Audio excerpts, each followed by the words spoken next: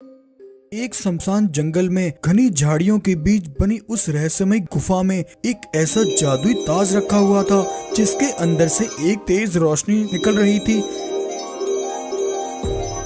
तभी एक दिन एक अजीबोगरीब दिखने वाला दानव उस गुफा तक पहुंचता है और वहां गुफा के दरवाजे पर एक तेज धमाका करता है जिससे गुफा के सामने रखा विशाल पत्थर चकनाचूर हो गया। वो दानव गुफा के अंदर जाकर उस जादुई ताज को उठा लेता है और उसे लेकर वहां से भागता हुआ कालिया बाग के पास आता है। कालिया, मैंने तुम्हारा काम कर दिया है। अब तुम जो चाहो इस ताज की शक्तियों से कर सकते हो, लेकिन मुझे 50 जानवर जिंदा चाहिए जिन्हें खाकर मेरे सिपाही अपनी भूख शांत करेंगे।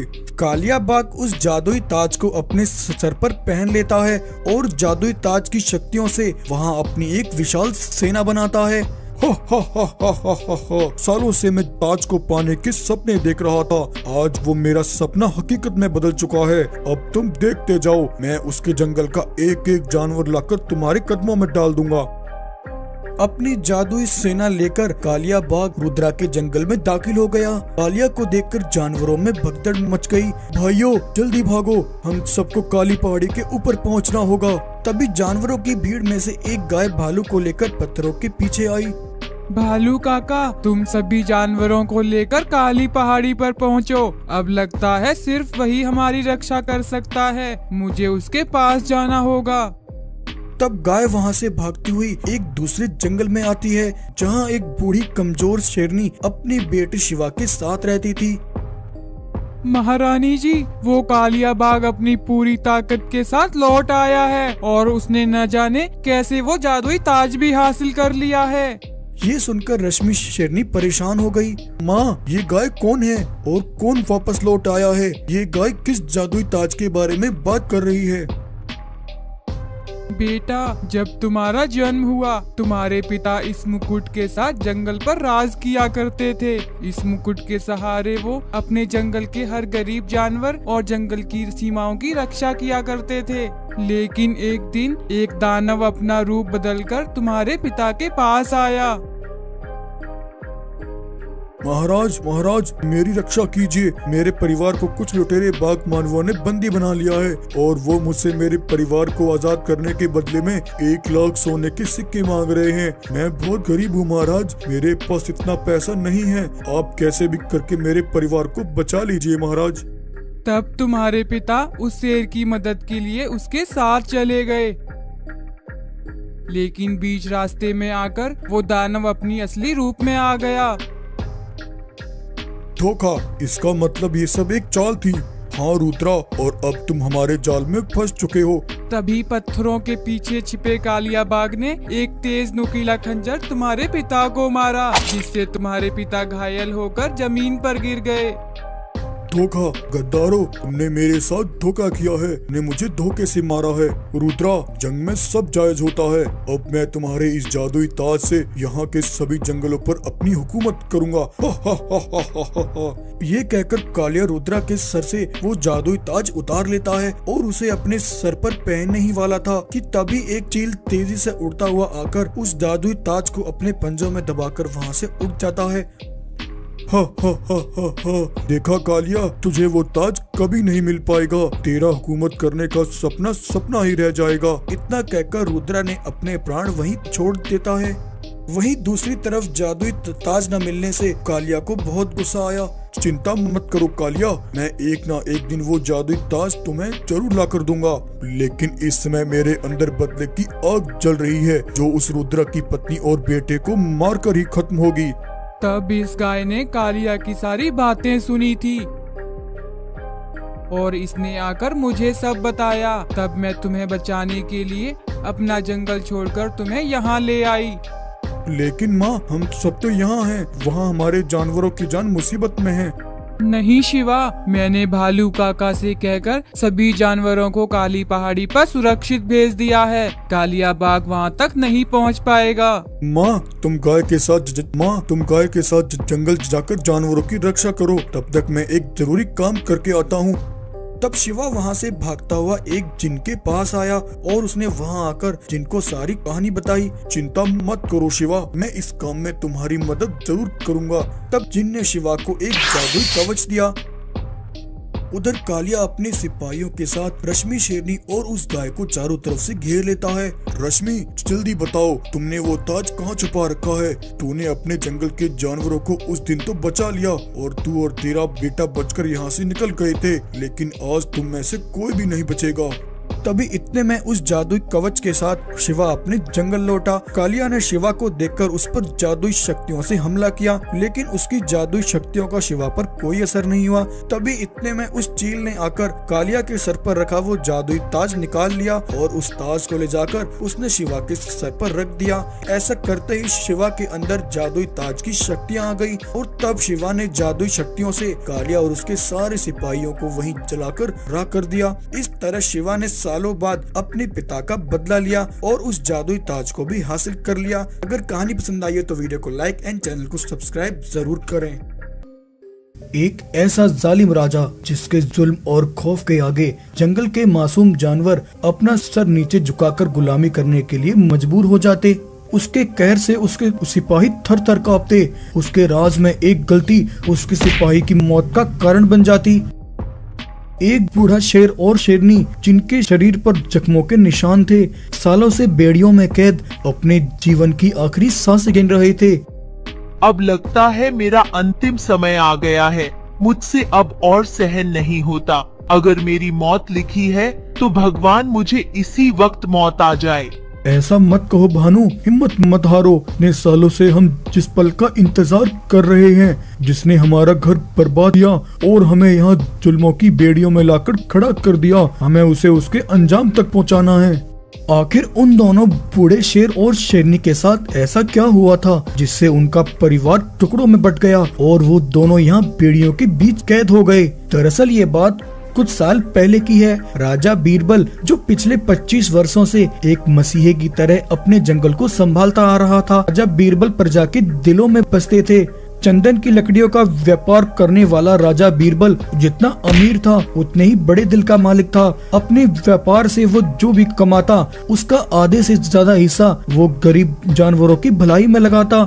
उसने अपने जंगल में गरीब बच्चों के पढ़ने के लिए स्कूल खुलवाए, गरीब जनता के लिए अस्पताल बनवाए और हर गरीब जरूरतमंद की मदद करना बीरबल की एक जिम्मेदारी थी जिसे वो खूब अच्छे ढंग से निभाया करता था।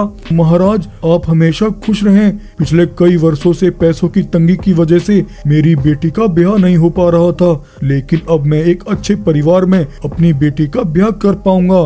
राजा बीरबल का एक छोटा बेटा था जिसे बीरबल अपनी जान से भी ज्यादा प्यार करता था। एक दिन एक जवान शेर भागता हुआ राजा बीरबल के दरबार में आया। महाराज बीरबल, मेरा नाम रघु है, मैं पास वाले जंगल में रहता हूँ। मेरे पिताजी जबरदस्ती मुझे एक ऐसे व्यापारी के साथ काम करने के लिए भेज रहे हैं जो मुझे बिल्कुल पसंद नहीं है। वो व्यापारी गलत तरीके से व्यापार करता है। मुझे धन दौलत का कोई लालच नहीं है। मैं अपना काम मेहनत और ईमानदारी के साथ करना चाहता हूँ। उस जवान शेर की ये बातें सुनकर राजा बीरबल उसकी बातों से प्रसन्न होता है। रघु, तुम्हारी नेकी और ईमानदारी और नेकी की मैं तारीफ करता हूँ। मुझे तुम्हारे जैसे ईमानदार नौजवान सिपाहियों की जरूरत है। आज से तुम मेरे साथ रहकर मेरे व्यापार का काम संभालोगे और व्यापार से मिलने वाली धनराशि को और 15 दिन में गरीब जानवरों में बांट कराओगे। चिंता मत करो महाराज, मैं अपना काम पूरी ईमानदारी के साथ निभाऊंगा। ये कहकर महाराज बीरबल ने रघु को अपने पास काम पर रख लिया। रघु जहाजों में लकड़ियां भरकर शहर की तरफ जा रहा था कि तभी रास्ते में कुछ लुटेरे डाकू जहाजों ने आकर रघु के जहाज को घेर लेते हैं और उन जहाजों पर मौजूद लुटेरे बाघ मानव रघु के साथ आए महाराज बीरबल के सारे सिपाहियों पर हमला करके उन्हें मार डालते हैं और उन्होंने लकड़ियों से भरे जहाजों को अपने कब्जे में ले लिया। तभी उन लुटेरे बाघों का सरदार बहरा बाघ जहाज से बाहर निकल कर आया और उसने सोने से भरा एक संदूक रघु को दिया। दरअसल रघु बहरा बाघ के लिए ही काम करता था। रघु, तुम्हें ये काम हर दिन जारी रखना होगा। मैं बीरबल के एक एक सिपाही को खत्म कर दूंगा। जब उसके पास मेरा सामना करने के लिए एक भी सिपाही नहीं बचेगा, तब वो बीरबल अपने आप मेरे सामने घुटने टेकने पर मजबूर हो जाएगा। अगले दिन रघु बीरबल के पास आया। महाराज बीरबल, हमारे सभी जहाज कल रात समंदर में आए तूफान में फंस गए हैं। उन्हें निकालने के लिए मुझे कुछ और सिपाहियों की जरूरत है। ठीक है रघु, तुम मेरे सारे सिपाहियों को अपने साथ ले जाओ और जल्दी से इस काम को पूरा करो। रात में रघु बहरा और उसके सिपाहियों से जाकर मिला। बहरा, बीरबल के लगभग सारे सिपाही मारे जा चुके हैं। जो चंद सिपाही बचे हुए हैं वो बूढ़े और बीमार हैं। ये बीरबल पर हमला करने का सही वक्त है। तुम जाकर इसी समय बीरबल पर हमला करके उसके परिवार को खत्म कर दो। लेकिन रघु की ये सारी बातें बीरबल की पत्नी भानु शेरनी ने सुन ली। भानु तेजी से वहाँ से भागी, लेकिन बहरा और रघु ने भानु को भागते हुए देख लिया। रघु, ये तो बीरबल की पत्नी भानु है। लगता है इसने हमारी सारी बातें सुन ली। रोको इसे, वरना ये हमारा सारा प्लान चौपट कर देगी। रघु कुछ सिपाहियों को लेकर भानु का पीछा करता है। भानु जैसे तैसे बचकर भागती हुई बीरबल के पास आई। अरे अरे भानु, ये तुम्हें क्या हुआ? तुम इतनी घबराई हुई क्यों हो? भानु ने वहाँ जो देखा वो सब बीरबल को बताया। भानु, ये तुम क्या कह रही हो? इसका मतलब रघु ने हमारे साथ धोखा किया है। वो धोखेबाज रघु मेरे सबसे बड़े दुश्मन बहरा से मिला हुआ है। उस रघु ने हमारे साथ बहुत बड़ा धोखा किया है भानु। उसने पहले ही धोखे से मेरे सारे सिपाहियों को मरवा डाला ताकि उस बहरा का मुझ पर हमला करने का रास्ता साफ हो जाए। भानु, बहरा कभी भी हम तक पहुंच सकता है। तब राजा बीरबल ने एक गाय को अपने पास बुलाया और उसे सब बात बताकर अपने बेटे शिवा को उसके साथ रवाना कर दिया। बलबीर और भानु वहाँ से भागकर निकलते, तब तक बहरा अपने सिपाहियों के साथ वहाँ पहुँच चुका था। बहरा और रघु ने मिलकर भानु और बलबीर पर हमला करके उन्हें बेहोश कर दिया। सिपाहियों, इन दोनों को ले जाकर काली घाटी के जिंदान में डाल दो। ये दोनों मरने नहीं चाहिए जब तक ये मुझे अपने बेटे का पता नहीं बता देते। वहीं उस रात गाय दूर खड़े होकर ये सब अपनी आंखों से देख रही थी। और इस तरह बहरा ने महाराज बीरबल और भानु शेरनी दोनों को कैद कर दिया और जबरदस्ती महाराज बीरबल के जंगल पर अपना कब्जा करके बहरा वहाँ का राजा बन गया। और बहरा गरीब जानवरों पर अपना खौफ दिखाकर उनसे गुलामी करवाने लगा। और वहीं अब दूसरी तरफ शिवा, जिसे 10 वर्ष पहले वो गाय अपने साथ लेकर इस जंगल में आई थी, आज उसने शिवा को पाल पोस कर 10 वर्ष का कर दिया था। तभी आज अचानक से एक जिन उनके सामने प्रकट हुआ। गाय, अब समय आ गया है जब तुम्हें शिवा को उसके माता पिता की असल सच्चाई बतानी होगी। उस पापी के जुल्मों का घड़ा अब बढ़ता जा रहा है। अब उसका अंतिम समय आ गया है। ये कहकर वो जिन वहाँ से गायब हो गया। माँ, ये जिन किसके बारे में बातें कर रहा था? आखिर मेरे माता पिता कौन हैं और तुमने मुझसे कौन सी सच्चाई छुपाई है? तब गाय रघु को उसके असली माता पिता महाराज बलवीर और भानु की सारी कहानी बताती है। रघु, अगर मैं उस रात तुम्हें उठाकर यहाँ ना लाती तो वो दोनों दरिंदे तुम्हें भी मार डाल देते। तुम्हारे बूढ़े माता पिता आज भी उस जिंदान में कैद तुम्हारी राह देख रहे हैं बेटा। मेरी माँ और पिता को जिंदान में रखने वाले वो दोनों पापी अब बच नहीं पाएंगे। रघु ने पहले काली घाटी में जाकर अपनी ताकत से जेल की उन सख्त दीवारों को तोड़ दिया और अपने माता पिता को उसने आजाद कर लिया। बलवीर और भानु शेरनी अपने बेटे शिवा से बरसों बाद मिलकर बहुत खुश हुए। उन्होंने अपने बेटे शिवा को गले से लगा लिया। भानु, मैं तुमसे कहता था हमारा बेटा एक दिन हमें यहाँ से निकालने जरूर आएगा। बेटा, अब हमें मिलकर उन दुश्मनों को खत्म करना है। बलवीर अपने बेटे रघु के साथ अपने जंगल लौटा और उन्होंने जाकर गद्दार रघु और भैरत दोनों पर हमला किया और उन दोनों को घसीटकर लकड़ियों से बांध दिया। भाइयों, ये दोनों वही हैं जिसकी वजह से मैं पिछले 10 वर्षों से अपने माता पिता से दूर रहा और मेरे माता पिता इन जालिमों की वजह से बेड़ियों में कैद रहे। शिवा की ये बातें सुनकर जानवर भी दंग रह गए। बलबीर ने बहरा और रघु दोनों को जलती आग के हवाले कर दिया। बलबीर और रघु आग में जलकर तड़प तड़प कर वही मर गए और इस तरह बरसों बाद शिवा ने अपने माता पिता को जुल्मों की बेड़ियों से आजाद कराकर अपने परिवार को एक बार फिर से आबाद किया। तो ये कहानी आपको कैसी लगी? अगर कहानी पसंद आई हो तो स्टोरी को लाइक एंड चैनल को सब्सक्राइब जरूर करें। रघु शेर एक बैलगाड़ी में ढेर सारा सोना भरकर जानवरों की बस्ती में आता है और उसने थोड़ा थोड़ा सोना हर जानवरों में बांट दिया और उसने सभी जानवरों को एक जगह इकट्ठा किया। रघु एक बहुत बड़ी परेशानी से जूझ रहा था क्या हुआ महाराज, आपने हम सबको यहाँ क्यों इकट्ठा किया और आज आप बड़े परेशान लग रहे हैं। भाइयों, ये आखिरी बार है जब मैं ये सोना तुम सबके बीच बांट रहा हूँ। इसके बाद तुम सबको अपना इंतजाम खुद करना होगा। लेकिन महाराज, आखिर बात क्या है? क्या उसने सोना देना बंद कर दिया है? भाइयों, हमारे जंगल को हमारी जरूरत का हर वो सामान देने वाला और तुम सबके भूखे पेट को भरने वाला वो जादुई घड़ा कल हमसे छीन लिया जाएगा। इसलिए मैंने तुम सबको अगले 2 महीने तक का सोना एक साथ उस जादुई घड़े से निकालकर दे दिया है। बरसों बाद उस जादुई घड़े से हमारी गरीबी दूर हुई थी और हमारे जंगल में खुशहाली आई थी महाराज। मैं जानता हूँ, लेकिन मैं मजबूर हूँ। अगर मैंने उसे वो जादुई घड़ा नहीं दिया तो वो न जाने हमारे जंगल के कितने मासूम जानवरों को मार देगा। अगर जान है तो जहान है, इसलिए मुझे वो जादुई घड़ा उसे देना ही होगा। आखिर रघु शेर किसकी बात कर रहा था? दरअसल एक बार लंबे समय से बारिश न होने के कारण रघु के जंगल में अकाल पड़ गया। घास के मैदान, हरे भरे पेड़ सब वीरान हो गए, नदियों का पानी भी सूख गया और एक समय ऐसा आया जब भूख और प्यास से तड़पते जानवर अपना दम तोड़ने लगे। जब यहाँ के राजा रघुवीर ने जानवरों को तड़पकर मरते हुए देखा तो उसे ये सब देखा न गया और वो दुखी होकर वहाँ से चल दिया। रघु एक बंजर और सूखे खेत से होकर गुजर रहा था। तभी उसे अपने सामने जमीन पर कुछ चमकता हुआ दिखाई दिया। ये देखकर रघु ने उस चमकती हुई चीज को खोदकर बाहर निकाला। तभी एक चमकता हुआ घड़ा जमीन से बाहर आता है, जिसके अंदर से तेज रोशनी निकल रही थी। तभी उस घड़े के अंदर से एक आवाज आती है, रघु, मैं एक जादुई घड़ा हूँ जो हर किसी की मनचाही जरूरत को पूरा करता हूँ। ये सुनकर रघु उस जादुई घड़े को लेकर अपने जंगल में आया और उसे जानवरों के बीच लाकर रघु ने उस जादुई घड़े से कहा, घड़ा, ओ घड़ा, जल्दी से मेरे इस जंगल को हरा भरा कर दे। रघु के इतना कहते ही उसके सूखे बंजर जंगल में फिर से हरियाली आ गई। सूखी नदियों में पानी भर गया और हर तरफ हरे भरे पेड़ लहराने लगे। ये देख रघु और जंगल के सभी जानवर खुशी से झूम उठे। तब रघु उस जादुई घड़े को लेकर अपनी गुफा में आया और वहां आकर उसने उस जादुई घड़े से सोना निकालना शुरू किया और वो हर दिन उस सोने को जानवरों में बांटने लगा। और अब उस जादुई घड़े की मदद से रघु के जंगल की गरीबी धीरे धीरे दूर होने लगी और उसके जंगल में हर तरफ खुशहाली आने लगी।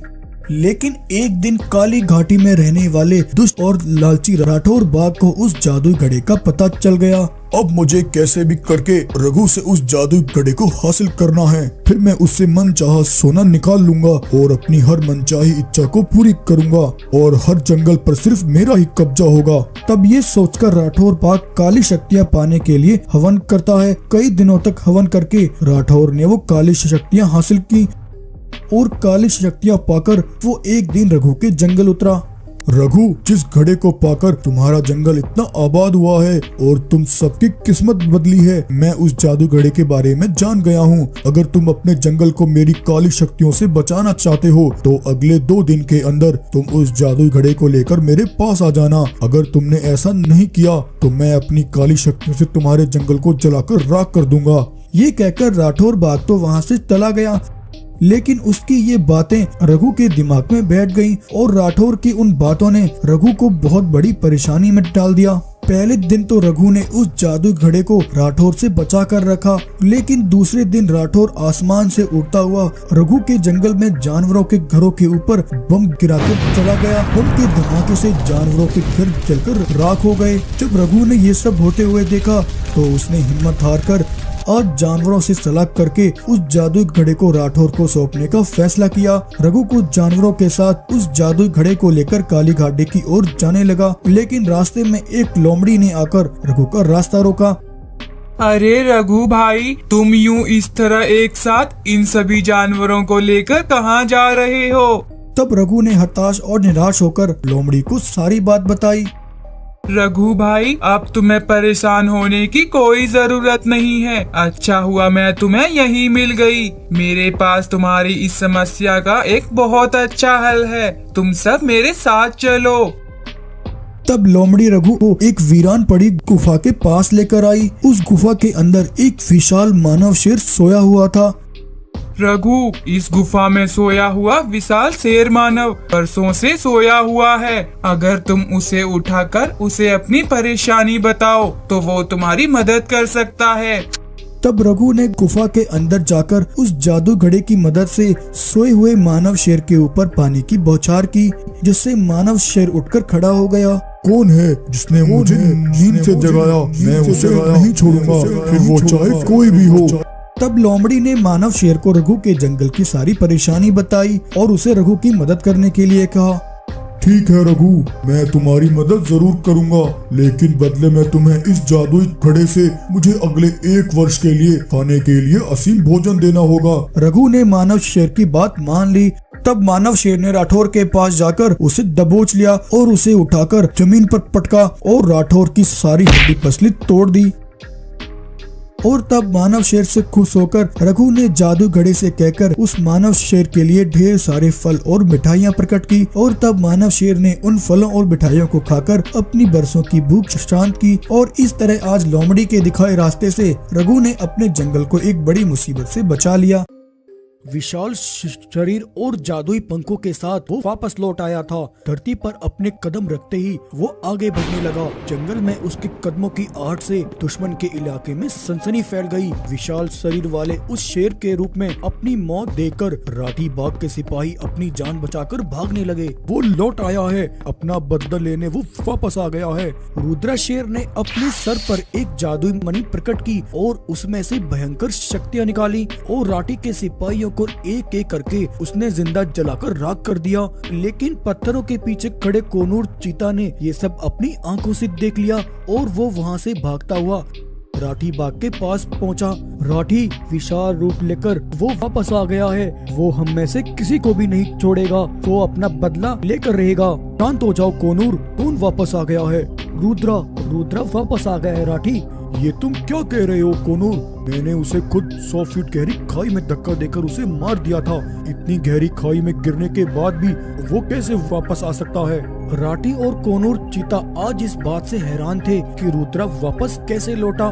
दरअसल कुछ दिन पहले की बात है। दरअसल रश्मि शेरनी के 2 बेटे थे, रुद्रा और रघु। रुद्रा बड़ा था और रघु छोटा। बचपन में पिता की मृत्यु के बाद अकेली रश्मि ने माता पिता दोनों का फर्ज निभाकर अपने दोनों बेटों को जवान किया। रश्मि के पास उनके पिता की दी हुई एक धरोहर जादुई मणि थी, जो मरने से पहले उनके पिता ने रश्मि को दी थी। रश्मि, इस मणि का तुम ख्याल रखना, ये हमारे पूर्वजों की धरोहर है। सालों से मैं इस मणि की रक्षा करता आया हूँ। मेरे बाद तुम इस मणि को रुद्रा को देना, वो मेरा बड़ा बेटा है। रघु अभी छोटा है, वो अभी जंगल की जिम्मेदारियों को नहीं संभाल सकता। जब रुद्रा बड़ा हो जाए तो तुम इस मणि को रुद्रा को देना। बेटा, ये मणि तुम्हारे पिता की धरोहर है। तुम्हारे पिता ने मरने से पहले ये मणि अपने बड़े बेटे यानी रुद्रा को देने के लिए कहा था। इसलिए रुद्रा, ये मणि आज मैं तुम्हें सौंप रही हूँ। तुम्हें इस मणि का हमेशा ख्याल रखना है। और रघु, तुम्हें अपने बड़े भाई के साथ रहकर हमेशा उसके कामों में उसकी मदद करनी है। रुद्रा जंगल की हर जिम्मेदारी और कामों में अपने छोटे भाई रघु को अपने साथ रखता और रुद्रा अपनी मणि की शक्तियों से गरीब और लाचार जानवरों की मदद करता। एक रात हुई तेज तूफानी बारिश में कुछ जानवरों के घर टूटकर बिखर गए। तो अगले दिन रुद्रा ने वहां जाकर उन बेघर हुए जानवरों के लिए अपनी मणि की शक्तियों से नए घर बनाकर दिए। नए घर पाकर जानवरों में खुशी की लहर दौड़ पड़ी। लेकिन उस दिन रुद्रा को ये चमत्कार करते हुए राठी बाग ने देख लिया। बाग अपने ठिकाने पर आकर इस बारे में सोचने लगा। उन दोनों भाइयों के पास वो अनोखी जादुई मणि आखिर कहां से आई? उनके पास वो असीम ताकत है जिनका उन्हें भी अंदाजा नहीं है। तभी राठी का एक सिपाही कहता है, महाराज, वो जादुई मणि आपके एक बहुत पुराने दुश्मन उस रश्मि शेरनी के पति भानु प्रताप की है, जिसे उसने मरने से पहले रश्मि शेरनी को सौंपा था और अब उसकी औलादें इस मणि का इस्तेमाल कर रही हैं। अच्छा, तो ये बात है। लगता है इन दोनों भाइयों में बहुत प्यार है और जहाँ बहुत प्यार होता है वहाँ नफरत भी बहुत जल्दी होती है। रात में जब रश्मि और रुद्रा सो रहे थे, नींद न आने पर रघु घर के बाहर टहल रहा था। तभी राठी बाग रघु से मिलने उसके पास आया। अरे, तुम तो राठी बाग हो ना? इतनी रात में तुम यहाँ क्यों आए हो? रघु, मैं तुम्हें यहाँ एक बहुत बड़ा राज बताने आया हूँ जो तुम्हारी माँ ने तुमसे छिपाया है। कैसा राज राठी? सच्चाई जो सिर्फ मैं जानता हूँ। दरअसल रघु, तुम्हारे पिता ने मरने से पहले रश्मि से कहा था कि तुम उसके सौतेले बेटे हो और रुद्रा उसका अपना खून है, इसलिए उसने रश्मि को वो जादुई मणि रुद्रा को देने के लिए कहा और तुम्हारे भाई रुद्रा ने बड़ी चालाकी से इस बात का फायदा उठाकर वो मणि हासिल कर ली। अगर ऐसी बात है तो वो जादुई मणि मैं रुद्रा से हासिल करके ही रहूंगा, चाहे फिर उसके लिए मुझे कुछ भी करना पड़े। राठी ने उस रात रघु को ऐसी झूठी कहानी बताकर रघु को उसके बड़े भाई रुद्रा के खिलाफ कर दिया और उसने रघु को एक प्लान समझाया। अगली सुबह रघु अपने भाई रुद्रा के पास आया।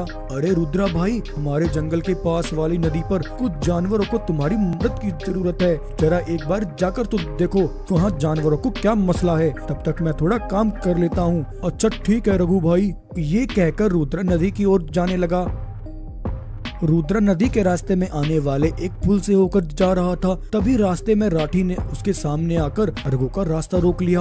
लगता है बड़ी जल्दी में हो रुद्रा, वहाँ नदी पर कोई जानवर नहीं है, तुम्हें तो यहाँ मैंने बुलवाया है। इससे पहले रुद्रा अपने जादुई मणि का इस्तेमाल करता राठी ने रुद्रा पर वार किया और रुद्रा को वहीं घायल कर दिया। उसने रुद्रा से उसकी जादुई मणि हासिल करके उसे पुल से नीचे खाई में धकेल दिया। उधर दूसरी तरफ रघु ने अपनी माँ रश्मि से कहा, रश्मि तुम मेरी असली माँ नहीं हो, तुमने मुझसे झूठ कहा, मैं तुम्हारा सौतेला बेटा हूँ। ये बात तुमने मुझसे छुपाई और इस बात का फायदा उठाकर तुमने वो जादुई मणि रुद्रा को दे दी। इतना कहकर रघु ने रश्मि शेरनी पर हमला किया और उसने अपनी माँ रश्मि को जान से मार डाला। उधर राठी बाघ जादुई मणि को पाकर जोर जोर से हंस रहा था। तभी रघु राठी के पास पहुंचा। राठी, तुम्हारे कहे मुताबिक मैंने उस रश्मि शेरनी को भी मार डाला है, अब तुम ये जादुई मणि मुझे दे दो। हा हा हा हा हा हा हा। रघु, तुमने ऐसा सोच भी कैसे लिया कि हाथ में आई इस कीमती मणि को मैं तुम्हें दे दूंगा? इसके लिए मैंने इतनी मेहनत की। राठी, ये तुम क्या कह रहे हो? तुमने मुझे मणि देने का वादा किया था। वादा? हा हा हा हा हा, वो सब झूठ था रघु। सिपाहियों, गिरफ्तार कर लो इसे और इसे जिंदान में डाल दो। राठी ने रघु के साथ धोखा किया और रघु को जिंदान में कैद कर दिया। राठी बाघ ने अब मणि को पाकर उसकी शक्तियों से रुद्रा के जंगल को भी अपने कब्जे में ले लिया। कुछ जानवर जिन्होंने राठी बाघ का विरोध किया, उसने उन्हें बंदी बना लिया। उधर खाई में पड़े रुद्रा की लाश को 3 दिन हो गए थे। तभी अचानक वहाँ एक जिन प्रकट हुआ और वो रुद्रा को उठाकर अपनी गुफा में ले गया। उसने कई दिनों तक रुद्रा का इलाज किया। जब रुद्रा को होश आया तब उसने जिन को अपनी सारी कहानी बताई। रुद्रा, तुम्हारे साथ ये सब करने वाला राठी बाघ है। उसने पहले तुम्हारे भाई रघु को तुम्हारे खिलाफ रघु, अगर मैं उस रात तुम्हें उठाकर यहाँ ना लाती तो वो दोनों दरिंदे तुम्हें भी मार डाल देते। तुम्हारे बूढ़े माता पिता आज भी उस जिंदान में कैद तुम्हारी राह देख रहे हैं बेटा। धोखा दिया। मेरी माँ और पिता को जिंदान में रखने वाले वो दोनों पापी अब बच नहीं पाएंगे। कि उस जादुई मणि को पाकर अब वो राठी जंगल के मासूम जानवरों पर अत्याचार कर रहा है। तुम्हें उस पापी से उस जादुई मणि को एक बार फिर से हासिल करना होगा और उस पापी को सबक सिखाना होगा। लेकिन जिन महाराज, राठी के पास वो जादुई मणि है, बिना उसके मैं उसका सामना कैसे कर पाऊंगा? तब जिन ने अपनी शक्तियों से रुद्रा का शरीर बड़ा किया और उसे जादुई पंख दिए। जब रुद्रा राठी के पास पहुंचा तब राठी रुद्रा को देखकर जोर जोर से हंसने लगा। हा हा हा हा हा हा हा। रुद्रा, तो तुम मौत को चकमा देकर एक बार फिर से लौट आए हो। पिछली बार तो तुम बच गए, लेकिन इस बार मैं तुम्हें ऐसी मौत दूंगा कि तुम्हारी आने वाली 7 पुश्तें भी तुम्हारी मौत का नजारा देखकर कांप उठेंगी। ये कहकर राठी ने जादुई मणि की शक्तियों से रुद्रा पर हमला किया, लेकिन विशाल रुद्रा पर राठी की शक्तियों का कोई असर नहीं हुआ। तब रुद्रा ने एक ही वार में राठी और उसके सारे सिपाहियों को वहीं ढेर कर दिया। राठी को मारकर रुद्रा ने अपने भाई रघु को जिंदान से आजाद किया और रुद्रा ने फिर अपने असली रूप में आकर अपने भाई से पूछा, रघु भाई, जो कुछ भी हुआ उसमें तुम्हारा कोई दोष नहीं था और मुझे ये बताओ हमारी माँ कहाँ है? तब रघु ने रोते हुए रुद्रा को सब बताया और वो फूट फूट कर रुद्रा के सामने रोने लगा, क्योंकि अब रघु के पास पछतावे के अलावा कुछ नहीं था। तो ये कहानी आपको कैसी लगी? अगर कहानी अच्छी लगी हो तो वीडियो को लाइक एंड चैनल को सब्सक्राइब जरूर करें।